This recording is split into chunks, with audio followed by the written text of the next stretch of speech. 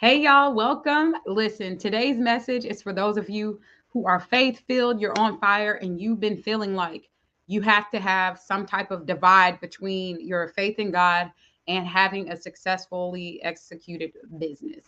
That's what we're talking about. So if you can relate to that, then you are in for a treat because I'm going to be sharing three things, three reminders for you today where you can stand firm on your faith and you don't have to sacrifice your business in the process. At least I don't believe you do.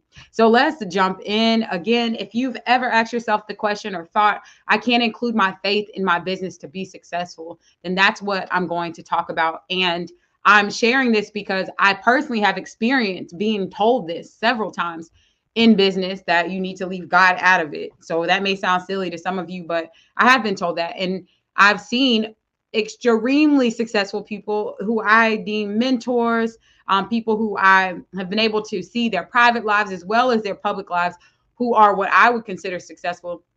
And they've been able to successfully include God in their business. So that's what I'll be talking about. Now, if you don't know me, I'm Erica Latrice, and my passion, my purpose is helping you to live yours. And I just have these short video messages to just get to the bottom of that CEO mindset, to help you keep God at the forefront of your business, to start seeing consistency, success, get encouragement on a consistent basis as well, and just sharing these nuggets with you. So let's jump into this message. A few things that I'll be talking about is number one, your foundation. This is so important when you think about how do you incorporate faith in your business, or vice versa. How do you incorporate business in your faith?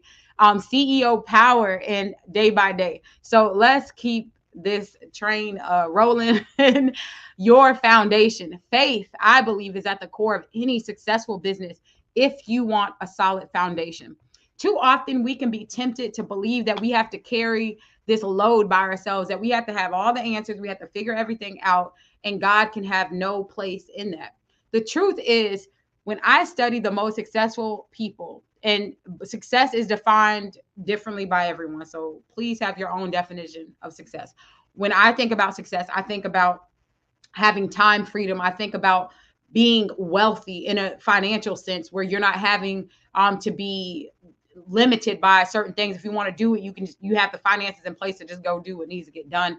Many other things. But so when I think about that, some of the people that I look up to the most, they have that solid foundation. They start their day in prayer. They are true to their faith walk, spiritually speaking. And when I say spiritually, for me, it's the Bible. That's where I'm at. That's where I'm coming from.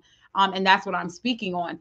And I say that because too often we're told that there needs to be this great separation, that you can't have your faith as a part of a successful business. But I'm telling you right now, your foundation matters. And if your foundation is rocky, if you don't have anything that you can lean on when you're feeling weak, when you're feeling overwhelmed, when you're feeling burnt out, if you're feeling stressed, if you just need to have clarity and confirmation on decisions, it's so important that you have that rock solid foundation without apology. So, number one, faith is at the core of your business if you want a solid foundation. That's my belief. Now, the second thing is CEO power. I've heard this put, there's a book called Jesus is My CEO. I've heard entrepreneurs speak about like God being your CEO. But when God is your top CEO, that chief executive officer, when you're seeking God, when you're Matthew 6:33 in action, you can have peace knowing that your steps are ordered. There are people, and I'm sure you've witnessed it, where they seemingly have success on the outside, but the overwhelm sets in because they're responsible for the success. They got to keep everything together. They got to hold it all together. When God is your top CEO, I say top CEO because I hope you have an organizational chart. If y'all follow me, you know you want to have your roles in place. But your top CEO, there's peace that comes with that. There's so much peace that comes with that. And finally, day by day, too often we can believe in this lie of like that you have to compartmentalize everything, that business is in one box, families over here. But what you do with your day is what you're doing with your life. You don't need to leave certain areas out in order to be successful. As I said, you want to define what success looks like for you. And if family is a top priority, if your faith is a top priority, you can't just sit that off to the side and say, well, I'm just going to go hard at my business and I'll catch up on my family, in a decade. That's not promised. Or I'll catch up on my faith next year after I've got my business successful. Figure out in your life what's important to you. And when you do that, live your life accordingly. I'm going to give you all this really quick tip that my brother gave me years ago, and you're going to know it was years ago by the tip. He said, Erica, what's in your top 5? Because there was a time where there was a cell phone wireless company that if these people were in your top 5, this is how outdated this is. You can speak to them unlimited. And if y'all know, if you please let me know in the comments if you can relate to this, that there was a time where those minutes were not unlimited. Maybe some of y'all have limited plans still. I don't know, but there was a time where you couldn't just talk to anyone during the daytime. They need to be important because they were using up your minutes. But this cell phone company decided on a top 5 where there were 5 people, only 5 that you could choose. And those minutes didn't count towards your daytime minutes. And he said, that's how you need to approach life. This is my big brother, Jeff, that said this. He said, that's how you got to approach life. You need to figure out who's in your top 5. And whenever you're making decisions, you need to consider those people that you deem important. Because if you're making decisions that leave them out or that harm them or that can very much sabotage them, it's the wrong decision. So think about that as you go through your day to day.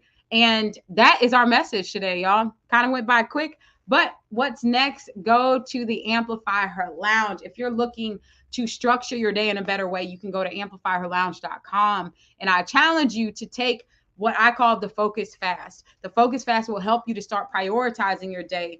It will help you to start incorporating those things that are important so that you can take those steps that are going to be beneficial for you down the line. So that's my message today. If you want to stay connected with me, you can do so at Erica Empowers, Erica Empowers across social media.